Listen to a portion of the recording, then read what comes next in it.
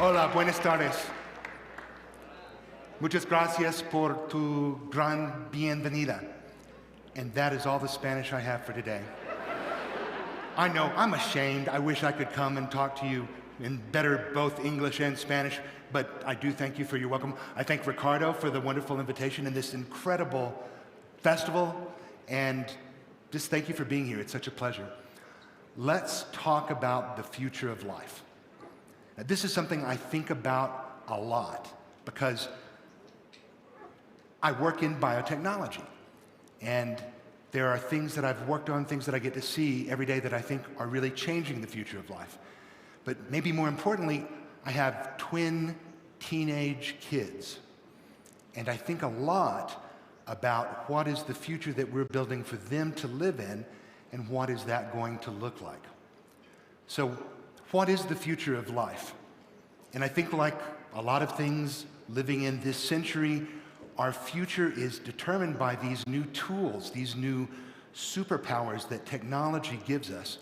And we've been living for the last 50 years in the digital age, and we're all familiar with the superpowers that we get from the internet and from our supercomputers we carry in our pockets, that we can find information and communicate and seek answers much faster than we used to be able to do. Sometimes we can make mistakes much faster. The internet lets you make mistakes faster than anything except tequila and handguns. So with biotechnology, we're just beginning this biotechnology age, and there are some new tools and some new superpowers there that I think are going to allow us to do incredible things and also make some horrible mistakes. And because I do some of this work, I've seen a few things and maybe gotten a chance to look a little farther, and I wanted to share some of that with you about some of these pieces that I think are really going to change in the next 10 years. Some of these new tools, one is not new at all, the idea of the mRNA vaccines. I hope that it's familiar to every one of you that you've had your COVID-19 vaccinations. What may not be familiar to you is thinking about this as a new tool where we're not just giving you a shot, but we're teaching your body something new. We're using medicine as programming. We're actually reprogramming the human immune system. And using that for the COVID vaccines, as wonderful as they've been and as quickly as that's worked, that is really just the start. Over the next 10 years, we're going to see that used not just for COVID, but for all the variants of COVID, from Alpha to Omicron to Omega. We're going to see it used for flu, so we'll finally get a flu shot that really works, and you'll maybe get 2 or 3 flu shots the rest of your life and never get it again. We're going to see this used for more contagious diseases that we haven't been able to work on, like HIV, like, and this is the biggest one, malaria. More people have died of malaria in the history of the world than anything else, including wars, including other diseases. We may have a new malaria vaccine based on mRNA that will stop that. They're already working on vaccines for cancer.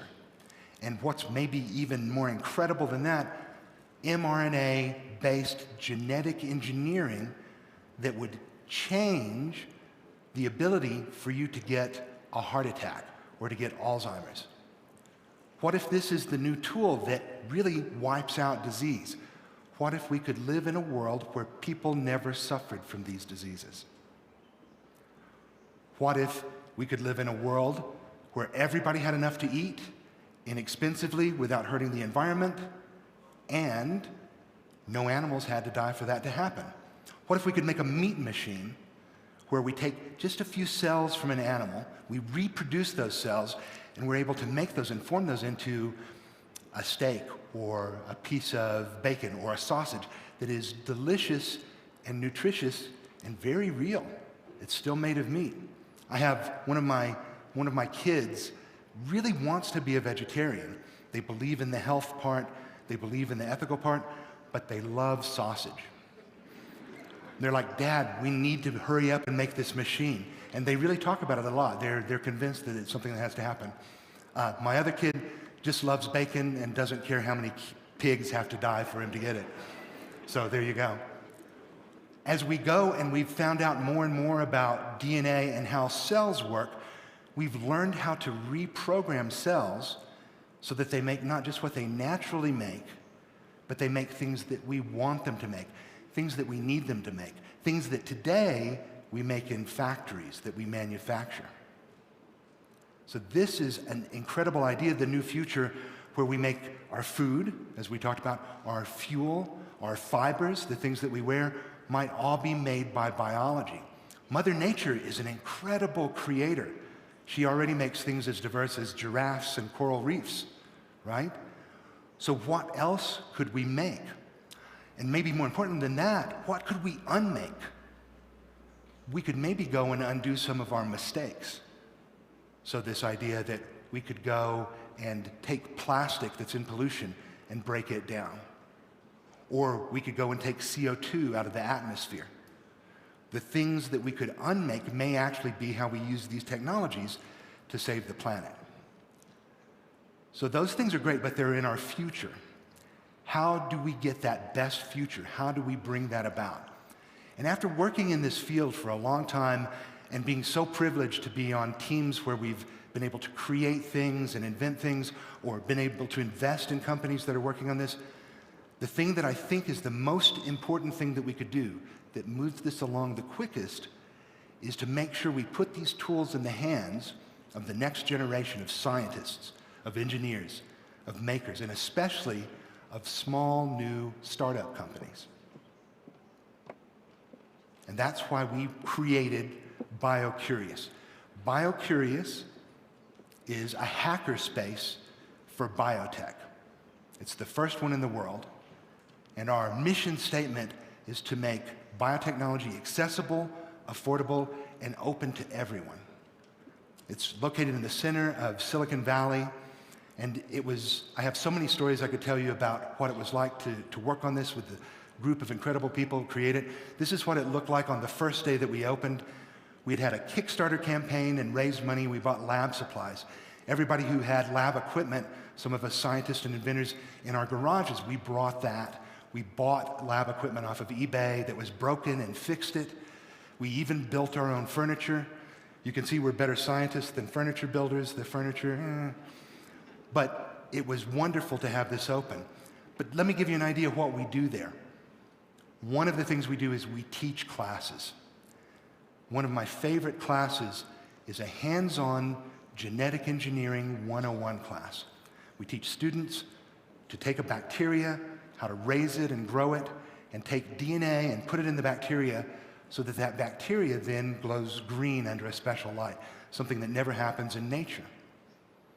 And it's all hands-on. Everything we do there is hands-on because we think that's very important, to go and do things, not just watch them, not just read about them, not just watch it on YouTube. And it's really fantastic to see people experience this. One of the things that is one of my best memories was going to this class and helping teach 5-year-olds how to do genetic engineering. Anybody can do genetic engineering. It's really, if you can follow a recipe, you can do genetic engineering. But should you? We also talk about the ethics of that. And that was my memory of seeing the 5-year-olds taking the genetic engineer's pledge with their hand across their heart and saying, we will harm no life, we will use our new genetic superpowers for good. And whenever I say 5-year-olds, I'm not kidding. We try to teach these classes for all ages as much as possible. And each one has to be a little bit different. Here is a class of very young kids. We did genetic engineering. That little girl in the corner had her teddy bear, said, could we genetically engineer this so he doesn't have bad dreams at night? And so, yes, and the teddy bear sleeps much better now. That worked. But we do that, and we do story time with slightly older kids. We actually do genetic engineering, and then we do sort of a seminar where they say, if I could genetically engineer something, what business would I build? And they build bioeconomy businesses. And here we had a student who wanted to build a cow with more udders that gave chocolate milk because he really likes chocolate milk and doesn't want to run out. Okay, I like that. We go ahead for teenagers, they like memes, so we do the genetic engineering. Then we have a meme contest talking about what you should and shouldn't do. What are the bad things that happen with genetic engineering? And we even do things with adults. Especially, we get a lot of investors. We get a lot of people who come in who are interested in this as a business, and they want to learn something about it hands-on. I will say, out of all the students, the adults are a little slower than the really young kids. I would much rather have the younger students in there. They learn faster, partly because they're not afraid to make mistakes. They haven't learned that it's bad to make mistakes, and they'll go and try things. We hear a lot about this. Do you really allow kids to work with this expensive equipment? Do you let kids go hands-on with blowtorches? Well, yes, we do. I found whenever you trust kids to do something and let them know that it's in their hands, they very often live up to that trust. So we've gotten some nice awards for being an innovative education company. And that's funny because we don't consider ourselves educators. We don't really consider ourselves a company. We're all volunteers. And what we really wanted to do was be able to enable other companies. We want to help build companies, especially companies that are wanting to use these new biotechnology tools to change the world. Because we're really in the age of the biotechnology garage inventor.